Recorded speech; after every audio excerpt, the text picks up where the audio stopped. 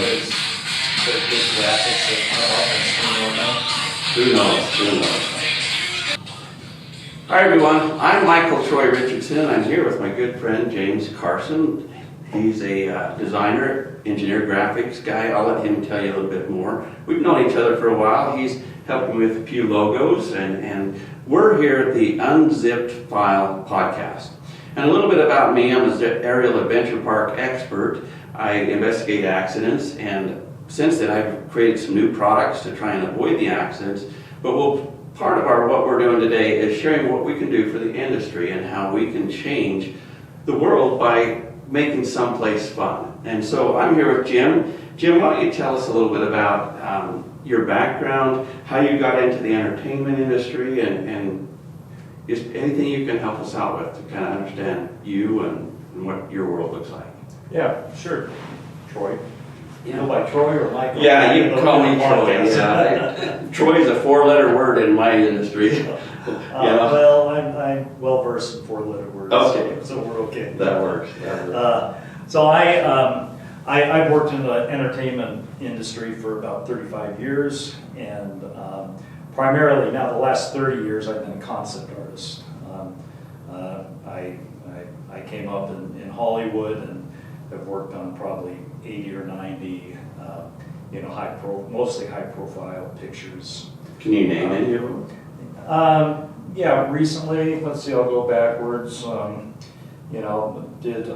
worked on Aquaman, the series, not a great film, but it looked pretty good. So I helped design the environments for that, and Star Wars, The Last Jedi, the Pirates of the Caribbean films, I've worked on a number of those. Thor and Captain America 1 and 2, and Men in Black, a bunch of Marvel titles,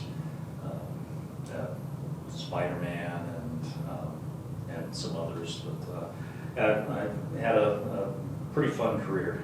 And, it's been nice. So tell me, I'm kind of new to the entertainment industry. I ran a Zipline, in Spanish Fork, and just wasn't successful. That was those bad years, 2010, 11, 12, but yeah, kind of give me a little insight on what do you think we can do with this new Zip Safe Aerial Adventure Park that we're looking at building. It's going to be a brand new concept. It's a groundbreaking challenge course that's 6 stories. It's literally, we're going to be playing board games on this thing. We're going to have monitors. We put together a board, so I've got a board of directors. It's really cool. One of the guys, his name's Jack Slovene, and we'll have him on the show too. And he created a board game at a haunted house this past inland 2024. And so they just had a game that they played, and so we're going to play some games. That's where I was hoping that I could get more feedback, because what I've learned from Lego and in the master's program I'm in at UVU is Lego puts out new products quite often. And so tell me, how do you see maybe you helping me out here get this project off the ground? Give me some insight. I'm a businessman, I've been a serial entrepreneur. You've been an entrepreneur for a while. Yeah.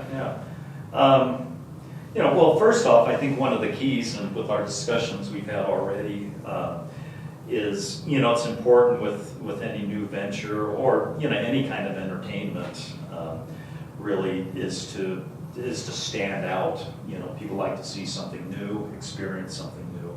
If it's the same old thing, I guess there's a certain amount of comfort, but I would think that well, in my experience, you want some splash. You need some splash. You need to set yourself apart. It's kind of the go big or go home kind of mantra. Yeah. And so that would apply to this industry as well. I would think. If it's something new and exciting, and you just show up, and there's this all like, oh my gosh, this is huge. This is amazing. Yeah. Well, and so we've looked at a lot of different areas. Just to give you some perspective, and I'll bring in some video that shows you, there's some buildings over by Evermore Park in Pleasant Grove that are 6 stories tall. And they stand out. I don't know if you've seen them, but there are these different buildings that are over by doTERRA and all them. But they are literally 70 feet tall and they stand out. And so that's what this park's going to do. And the big change that this park is going to have is it's going to have friction braking trolleys. So I work with American Adventure Park Systems, and they're a big company out of Georgia.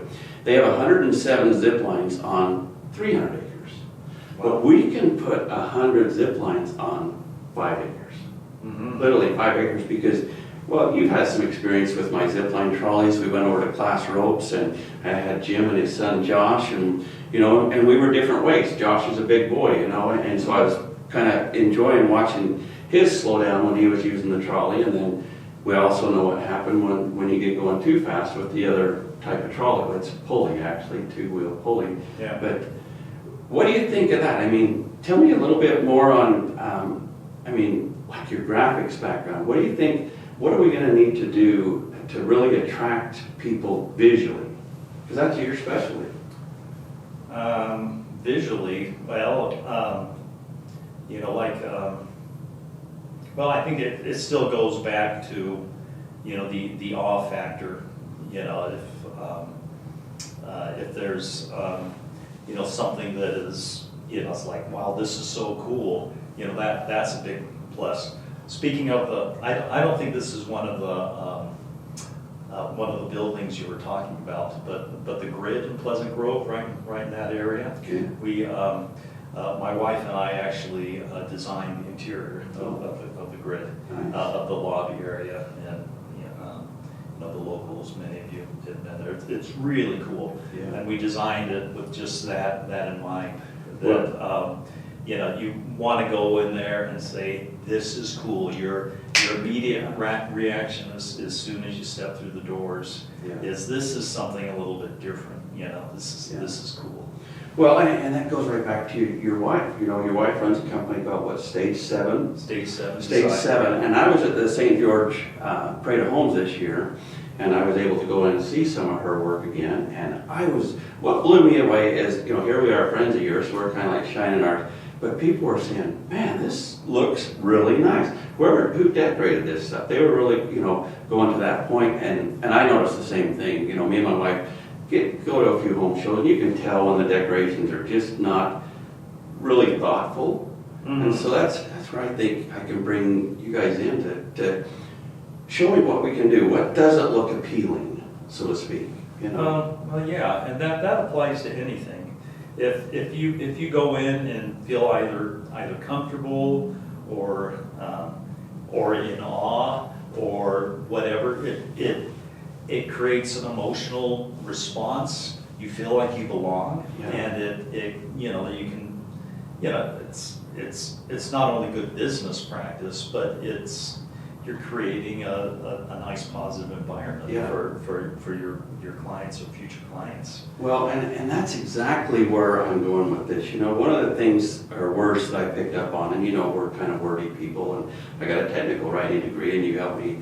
You at least proofread some of my stuff. But one of the words that I came across in 2023 was otherness. Otherness. And so that otherness has kind of stuck with me. And so when I was out in Florida, and you got a place in Florida, and we, down there in Orlando as well. Not that I have, but I'm out there once a year. At IAPA, I went to Morgan's Wonderland and also Hershey Park. And these are two players, they're big players in the industry. Morgan's Wonderland is out of San Antonio, and at Hershey Park, I'm pretty sure they've got locations in California. But their big thing was accessibility and creating a place where anyone can come to the park. And I mean, they've got pictures, and I went to several of their presentations of people with cerebral palsy and wheelchairs or whatever it is, come into their park and them accommodating them, putting them on the carousel and knowing they're going to be safe. And so that's one thing that we're going to do at ZAP. So when I listen to their business model, and this is what I think is really cool about that, is anyone with a diagnosed disability, and they didn't make you turn in your paperwork or whatever. You just went on, filled out whatever blanks you had to on their website, and then they would tell you when you could come, or you'd sign up for times that you could come for free. Yeah, for free. And what I've learned is that does at least two things. I know there's several more, not to ask ChatGPT to give me that, but one, it puts people in your park. because now it creates value. So the people that are coming in, your patrons, the people who are paying the $40, $50 or whatever it is for the 2 or 3 hours that they're doing, they're seeing that there's other people there, and they don't know who they, we're not publicizing anything like that. But the blessing of that too is now you've got a huge bottom line write-off, because you're contributing back to the community. You're opening your doors to 33%, because it's like what they said, we'll all have a disability someday. Whether it's do. yeah, or we've already got it. Yeah, I know for me, I've got several. Yeah. but hearing and sight and mobility, and so I think it's important that we do something with this Zipline aerial adventure park that really brings back to communities, because we want to take it everywhere. And then everyone who comes in with a disability comes in with a few that don't have a disability. Yes. Yeah. But yeah, that's really good. Which leads me to an experience I had just a month or so ago. We were in Florida, and we have a grandson there, and I took him to an indoor kind of an adventure park there. I think it was called Bay 6 in Melbourne, and they had a ninja course. And my grandson, he's a little shy, and he went through this. Well, they had several different activities, but this ninja course, he was really shy. He was really unsure of himself, and he just, after a while, he kind of gave up, and he didn't want to be there. And some kids I know just attack things and go for it, 100%. He's a little more shy and reserved. He felt a little insecure. He didn't know if he could do it or if he might get hurt. Yeah. So I mean, that's something that I don't know what to do about that.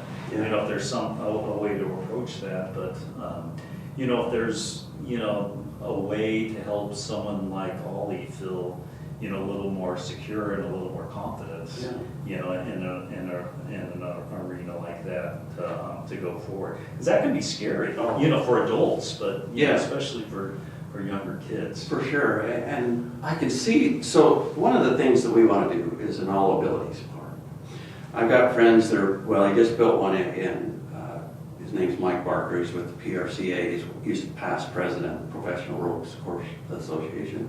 But he builds an all-abilities park where he can literally fly someone in a wheelchair, motorized wheelchair, about 600 pounds, down a zip line and stop him. And he's actually, cool. Can you imagine? Wouldn't that be fun? That's awesome. Yeah, and he's buying my products, the same zipline products that we used over at Class Roads. Yeah, specialized trolleys with more friction to compensate for the added weight. Definitely, yeah. So with everything we do, we test and we require documentation, because the industry requires that you document everything anyway. And why not? It's like when we go out to a zip line and we set them up with our zip line trolleys and stuff, we say, just get that documentation down, get that into a habit, because you're going to be able to look back, and that's the way these friction braking trolleys work, is weight's not really a matter. I mean, granted, wear through the brake is going to be a problem, but our trolley literally, if you have a 30-pound rider, applies the amount of force for a 30-pound rider to the friction, the same way it does for a 300-pound rider, applying 300 pounds force to the friction. So if you've been up to Park City Mountain Resort, it ends up, it equalizes. It equalizes, so you end up roughly the same speed. Definitely. Yeah, it's kind of a nice thing. You don't have to make any adjustments. And we built Park City Mountain Resort 23 years ago, and if you go up there and you watch people coming down 2 or 3 or 4 at a time, whatever they're doing that day, you'll see that they're different weights. Yeah. And they're not like what you'd see at a normal zip line, where somebody that's bigger has 3 times more chance of being injured with a 2-wheel pulley, because there's more energy.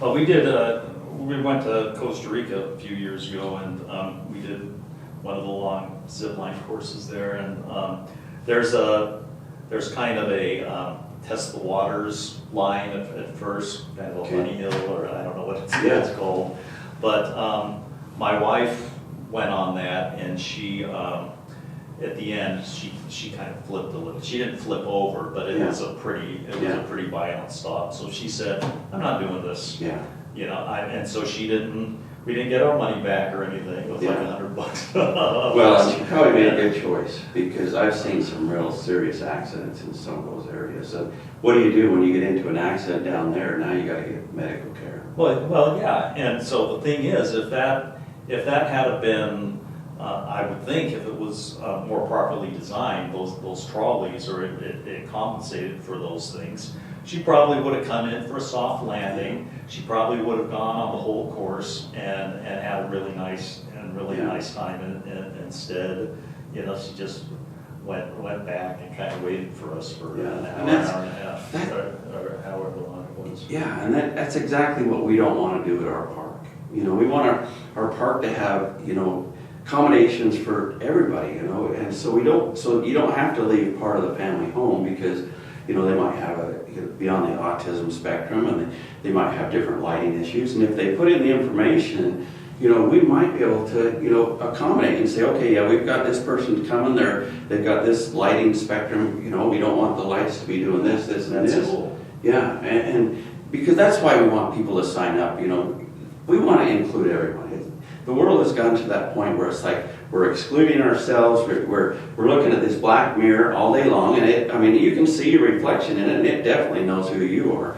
But I mean, the goal is to try and get people out and associating with people. And, you know, Yeah, that's cool. Yeah. I sometimes get disturbed by a lot of, you know, overlapping loud noises. Do you Yeah. think if I went, you could tell people to not laugh? Yeah. Oh yeah. Just say, Yeah, hey, can you not laugh? Yeah, well, Jim's here. The funny thing, and to be honest with you, we're going to have so many fun stories. So one of the things I learned from Morgan's Wonderland out there is they don't call their staff, they call them ambassadors. And so nice. we're going to get staff, and we've got this new model that's going to be really cool, because our staff is going to be vested in the company. So after 1 year, they're going to get so much in the shares and whatever the company, and it's a program that I've looked up and found. There's 4 of them that are out there. It's kind of and nowadays with the 401ks and stuff, you have to do a lot of stuff like this anyway. But this is like a profit sharing type solution, and a friend of mine told me about it. He said it's the best thing he ever done. He worked for the company for 4 or 5 years, and then he had to move on.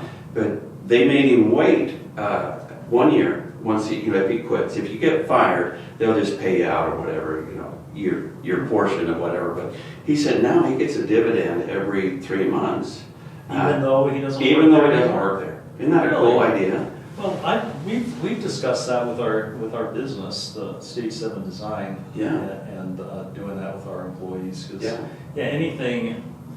Okay, it's just kind of our natural draw to be connected to something, you know. If you don't feel connected to your job, if you're just going there and, you know, punching the time clock and then just leaving, but if you have some ownership and you feel part of like the family, you know, I'll get you the more information. about that. Because I was impressed. I was like, you know, if you've got a business that's really in that type of a situation, your customers is number one. I mean, that's you know, and that's where one thing that we're going to do too is we want people to capture the video when they go, you know, and so we're going to have all of our harnesses are going to be full body harnesses, and they're going to have a video camera on there. That way people don't have to take their phone, and they'll have a way of just like pushing the button, or somebody can push a button and catch, you know, and then we'll give them so many minutes or 30 minutes, whatever it is. You got to pay extra for the No, it just comes with you. Oh, that's nice. And so the video is always on, and you can go back and look at it. If you want more, you can. Then the nice thing is they can post that on Facebook, and I just think there's some really good marketing opportunities with the upfront investment. I agree. Most places they'll charge you an arm or you know, and a leg for the extra photos or the GoPro or you know, whatever. And it just and everyone's about, you know, sharing their experiences on social media. And you know, that's half the reason why anyone does anything. It's just so they can brag or show their friends. Yeah, I think a lot of us, I know I'm more into that. This is me anyway. I tend to try and impress rather than bless.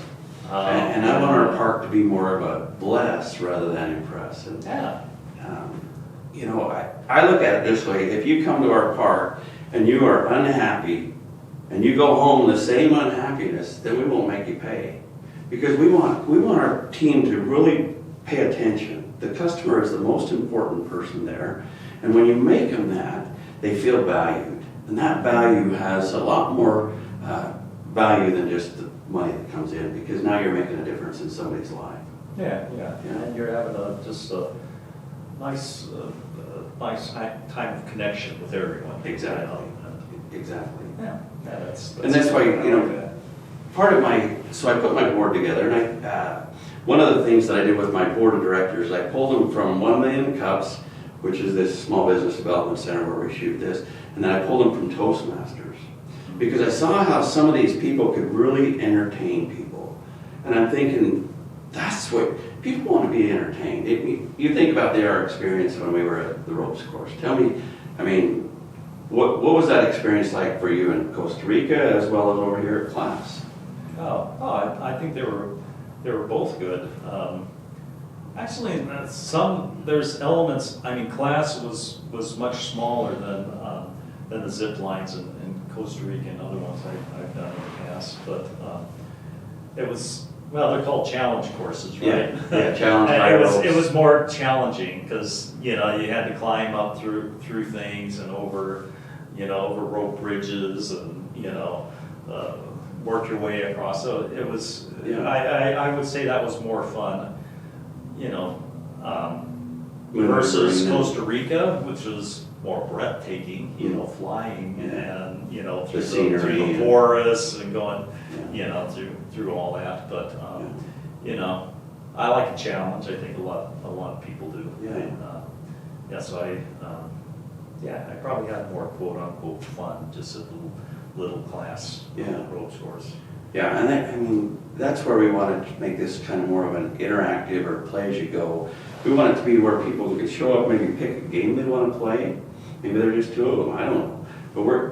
So this what kind of games? They talked about one of them board games. So that just play board games. Yeah, like a board game where you roll the dice and you had to go through a challenge or like you hit a spot maybe. And I'm not the game creator, but one of the areas was zips and ladders that we had thought about. So we remember shoots and ladders from kids and stuff, and how people could be get off track. You have one goal to get to the top, and you're not. Okay. So that's it wouldn't be like you play an entire board game. There'd just be kind of a theme of certain board games where you do little aspects of that. And that's where I'm going to rely on my board.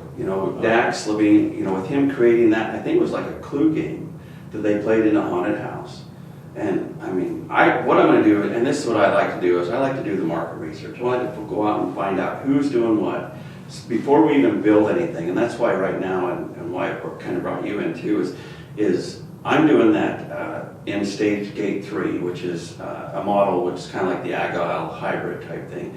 And so I'm investing my money to build a rendering so I can do a virtual walkthrough. Once I get the virtual walkthrough, now we can look at how we can lay it out to do the board game. And so we're not spending that much money doing that right up front, but we're putting it together and just saying, does this work? Does it not work? And you're in the investigation phase right now. Exactly. And maybe the board games won't even work. But right now it's a really great idea to kind of expand the experience. Yes. And that's exactly what we want to do. Is we want to take it to, if you want to go even a little deeper into that. I know we have some commonalities here, but I'm a bit of a foodie, and I've kind of got into where I use this little phone here, and I'll be making a bologna sandwich or whatever it is at night, and I'll say, make me a Michelin star bologna sandwich. Hey, you can't make a Michelin star bologna. You want to see what I put out. You want to see what it said to fry it, and I had to use a certain type of bread, and it gave me these herbs, and I tell you, it's pretty amazing. I've been cooking for my wife, and we like doing the Michelin star macaroni and cheese or what. I should try that. My dad had a bologna sandwich every single day of his life. He made a bologna sandwich and went to work, and my Zipline long claims that's what killed them. Yeah. So hopefully not. Yeah, well, and that's where I kind of decided maybe I ought to eat a little more turkey, a little more avocado, and that type of thing. But let me just kind of tell you what's going on. So one of the things I forgot to do, and I'm going to have to probably re-edit it, is today is February 26, 2025. And I'm part of the industry standards. For some reason, they've decided that I need to be on every one of their boards. Believe it or not, in the last 6 months. Congratulations. I know, it's kind of cool. I mean, because I was on the PRCA board in 2017 and 16, and then I've always been part of ASTM for about the last 10 years or so. But the ACCT, a group that didn't really, I don't know, they mean well, let's put it that way. They put stuff out there, they're doing a pretty good job, but they've got a few problems with, because some of their big board members I've investigated. And as a Zipline expert, please know that I don't just go out and find these cases. These are attorneys that come to me and say, hey, we've got a death over here in California, and we would like you to review that. And I did another one this year, and I'm just tired of reading autopsies, really tired of it. So I got involved with the standards. And now you'll have to excuse me, the acronyms that you said, I don't understand what those are. Let me just go back. So the PRCA is Professional Ropes Course Association. Okay. It's been around since about 2005 or 6. They were actually the first that got ANSI, which is the American National Standard Institute, on board with them. Wait, ANSI is ANSI. the acronym? Yeah, it's ANSI. Yeah, ANSI standards. That's a terrible acronym. I tell you.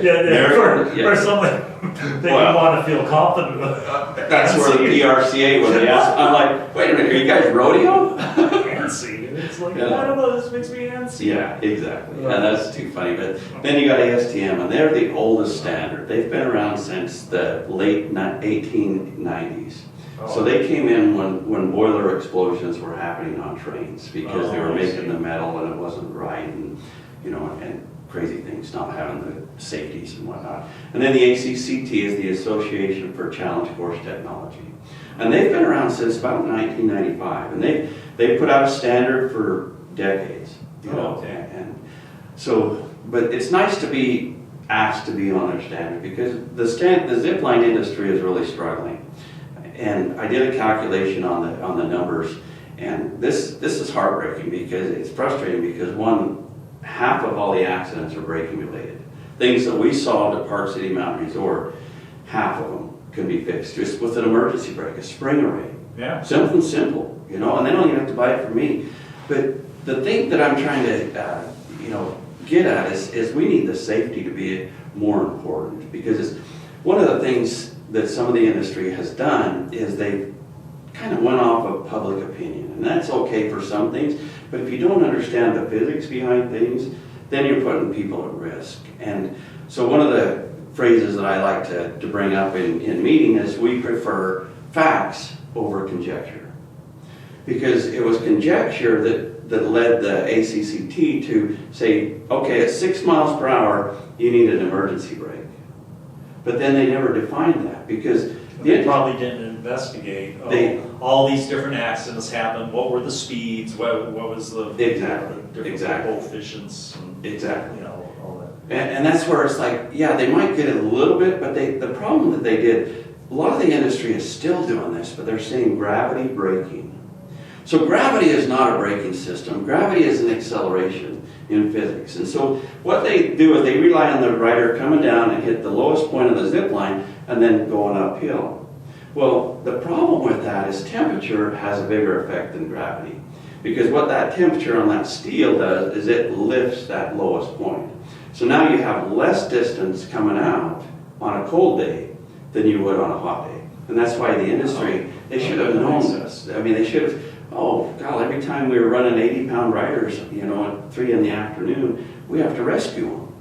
And it's because they're not making it. Yeah. And that puts another thing, because I'm a bigger guy, I'm at 200 pounds, and the bigger you are, the more chance you have in an accident with gravity braking, because it's like the energy. So an 80-pound rider has 1/3 the energy of like a 240-pound rider. Yeah. And that's that coming out of the bottom like It's a bowling ball. Are there any systems that that will tighten the cable, or tighten or loosen it? Yes. Depending on the temperature or other factors. Definitely. And one of my friends, Scott Neal, who was worked with me on this Spanish Fork zipline when we built it, he was working on that, figuring out some way to keep that tension. About the only way you can do that is put the zipline indoors, where you can control the temperature. And we're from Utah, we're going to see a fluctuation 30, 40 degrees every day. There can't just be some kind of linear actuator that tightens it, or Yeah, you start working on that invention, because inventions do make you money, and that's where my whole zip safe stuff is my patents on friction. We call them zip rides rather than zip lines, because we defy gravity. We've got a park over in St. Martin in the Caribbean that's going down 42 degrees. 42 degrees. Gosh, that's... And it's another zip line, just like Park City Mountain Resort uses the friction braking technology, and they're stopping able people. to stop. Yep. I haven't been on many zip lines, but I don't know, 4 or 5, times, and every time I've gone, there's been 1 or 2 people that they come in, they flip, their legs go up in the air, or they hit really hard, and that's a very limited sample. Yeah. Because I'm a little bit of a danger junkie. I don't care at all. I'll go do it, but I think to myself, man, this is kind of intense. Yeah. People are going to get hurt. Yeah. Well, and I told you about the accident. So I got called in on a case, and it was an accident down in Mazatlan, and the attorney was a female attorney, and she went out, she said, we're going to go ride this zip line. Well, the zip line, and I don't know what the ones are that you've rode, but this one had kind of an aluminum plate and handles, and then you wiggled the handles back and forth, which basically rubbed aluminum on the cable, and you would go back and forth like this, and that was supposedly slow you down. Oh, so you didn't And so the Hispanic or Latino guys, they would do it like this, really fast, because it was a fast zip line. And that's a case that ended up being the biggest one I've ever seen go through off of my desk, and it was 27 million. Well, that makes sense, because whenever you have the user responsible, you're going to have people that aren't going to do it right. They don't have the training, or they get nervous, or whatever. So, how many zip lines have you went back to the second time? You've been on 5 different ones. Yeah, I guess not a little. Yeah, so your first experience, and that's what I try to teach these people in these standards. Your patron is coming there for the first time. You want them to come back. Well, that's where the money is. Exactly. In sequels and franchises, return business. Exactly. Yeah. And that's the key point. Is we need to value our people a little bit more, and that's where, like I said, going back to that employee thing, and then the patron thing, and making sure that they're valued and giving them, a place that's almost. We like helping people. We do. I can see it in you. You help a lot of people, and we get rewards from that. From being there for somebody, or just saying, yeah, I understand, or I can listen to you. And that's great as a mission statement. It's like our mission statement is first to help the community and create an environment that can bring people together and have some fun, versus making money. When that's your primary goal, you may weigh, will I make more money if I put an emphasis on safety or an emphasis on other things? It gets muddled, but if it's for the common good, of course you're gonna put an emphasis on safety. So that's cool. And for me, I just don't think that there's as many people doing that. I went out and I've investigated a lot of accidents, and I see the people, and even when I'm coming in as the guy that's the bad guy, so to speak, the guy with the 4-letter name, but literally, you kind of feel for these people, especially when I'm diving into reading and learning about somebody being in a wheelchair the rest of their life, or losing their ability to procreate in the end. for me, it's it's got to be about the people. You know, it's got to be more about that than making the bottom line. You know, and so I think we've got a good model. Yeah, and if you know, I mean, obviously you have to look at finances for viability, Yeah. but you know,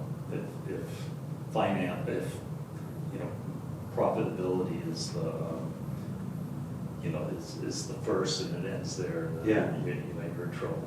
Well, and that's a good point. But that's why I started with the challenge course, because companies like RCI Adventure, American Adventure Park Systems, Kristen Turn say these challenge courses they put up got a 2-year ROI. So your return on investment is literally 2 years. And now we're adding 100 zip lines off of every one of these, or you know, we'll be able to scale up and down and whatnot. But now we're adding some more value, and so I started with a good model, something that's already got a good way to make money. Now let's just make it better. Yeah. Well, and what's cool, I would think, is your what's the word? The amount of stuff you have crammed into a small space. Yeah. You know, and you get more efficiency, I would think, Yeah. because of that. You know. Yeah. And you know, also it can be pretty a lot more awesome if there's just zip lines going around, people, you know, Yeah. zipping by everywhere you look. I mean, that's like, wow, this is cool. Yeah. You know. I think there'll be some wow factor, and that's why, like I said, I'm hoping to get the renderings done in the next little bit. Let me just tell you a little bit about where we're going next. Right now, we're vetting our investors. We've got 2 that we're kind of courting right now. One of them is Urban Air, and Urban Air is a big player. They came to me this past week and asked me to do some investigation for them, and so I'm working with them, and it's put me in line with some of the bigger players because they're like Lego. They're always looking for another section of adventure to add to their, you know. Yeah.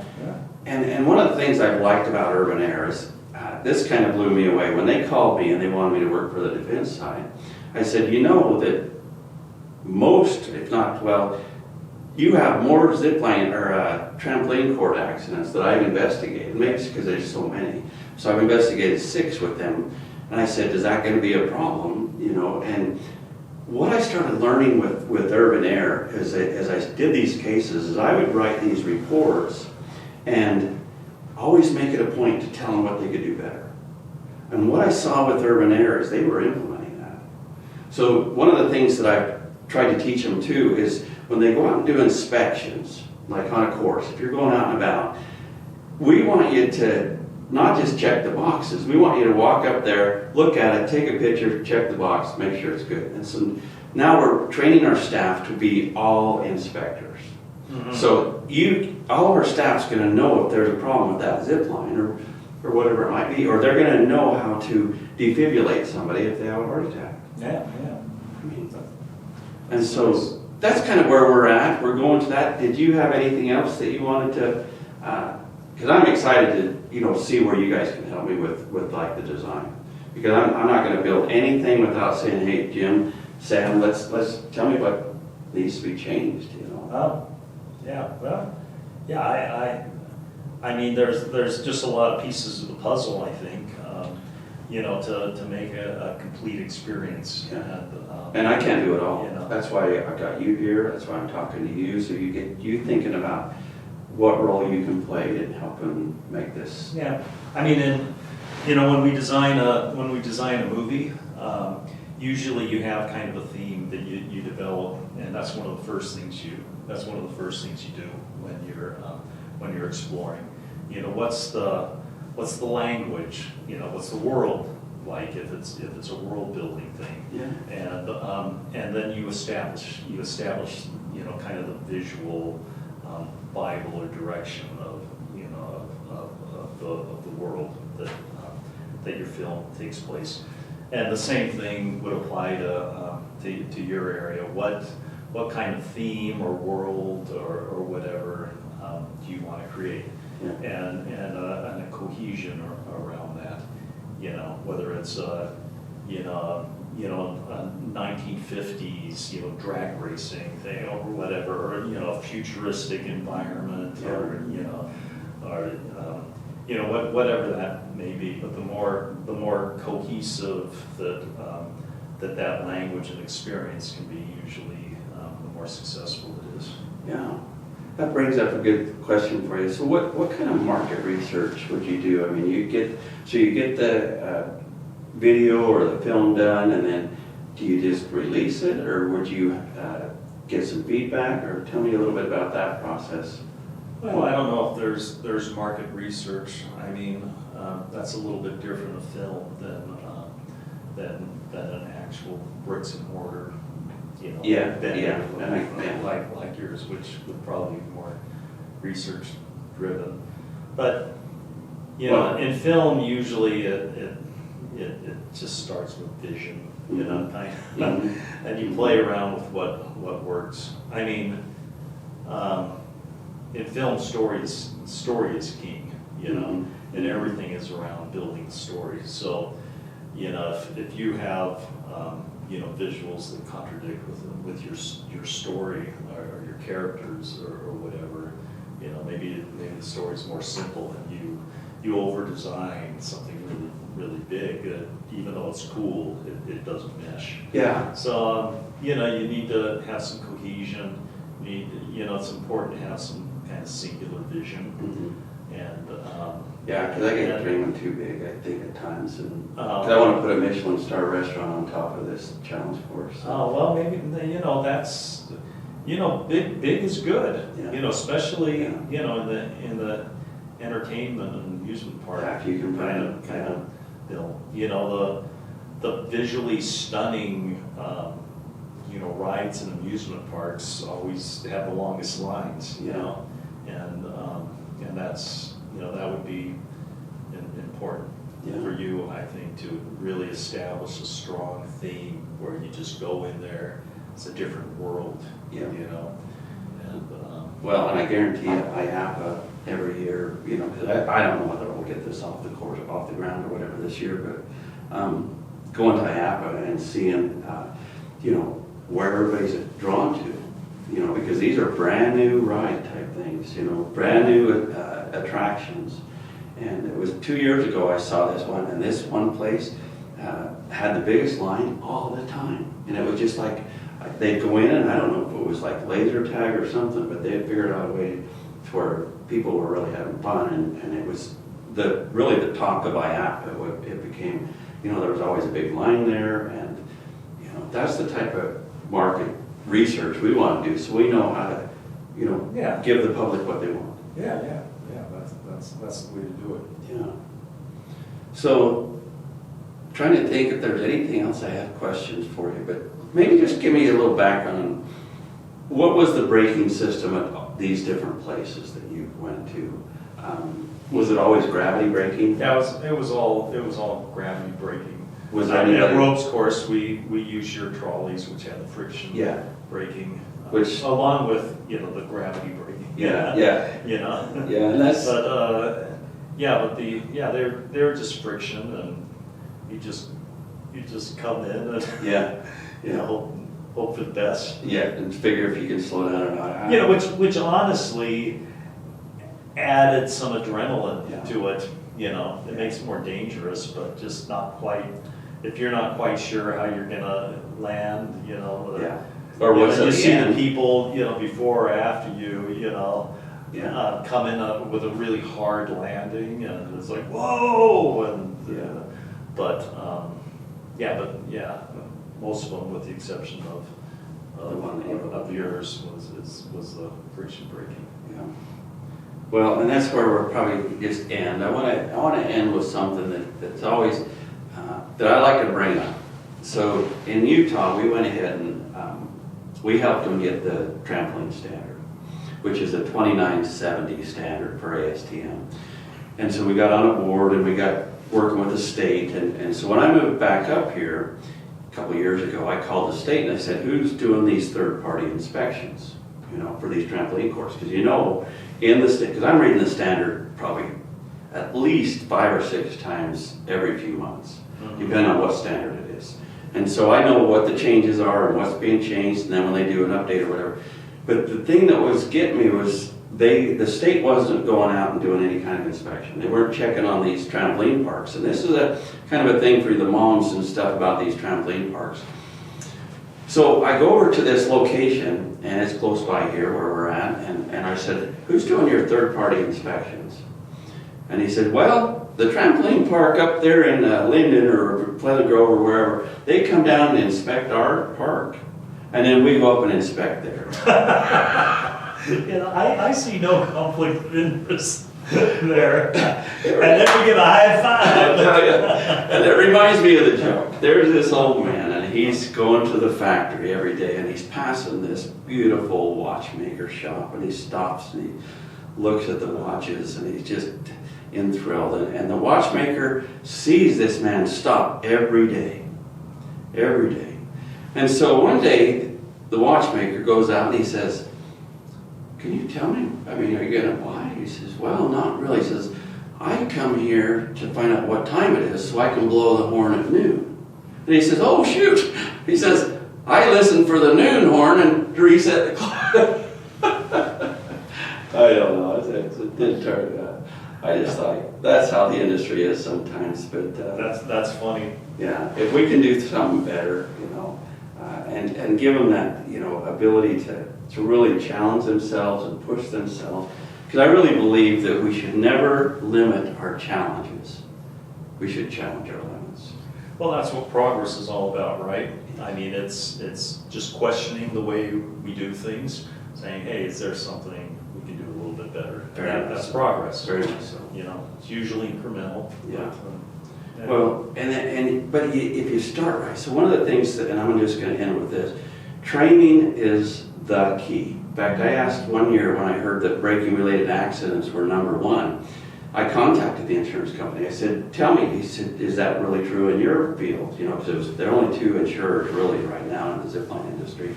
Lloyd's of London pulled out, but they said, no, it's training. Training's the big problem. And I can see that, how sometimes, but if you can eliminate things like resetting the brake, because that's one of the things that they're doing right now, is they're saying, oh, the emergency brake can be reset. Well, what about the guy that doesn't get it reset? Maybe the guy that starts out. Well, and, yeah. I mean, it's that human element which you can't control. Whatever, 10, 15% of the time, things will just break down and not happen when there's the human.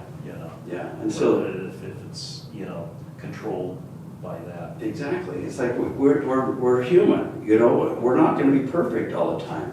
So why not put something in place that's going to react the way it should? Yeah. And then inspect it like you're supposed to, because we can build products that'll stop people every time.